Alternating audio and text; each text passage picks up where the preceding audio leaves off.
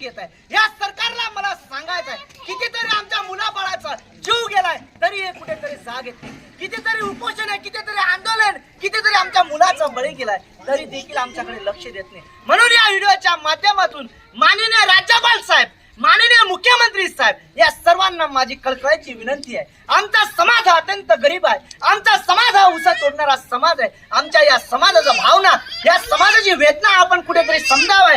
या भावनाने या ग्रामपंचायत स्तरावर जाऊन या महाराष्ट्रामध्ये प्रत्येक प्राध्यापक संदेश भाऊ चव्हाण यांच्या नेतृत्वामध्ये 500 ते 1000 ठिकाणी ग्रामपंचायत स्तरावर एसटी आरक्षणासाठी या गोरगरीब समाजाला ठराव मंजूर करून घेऊन ही मोहीम अभियान चालू आहे.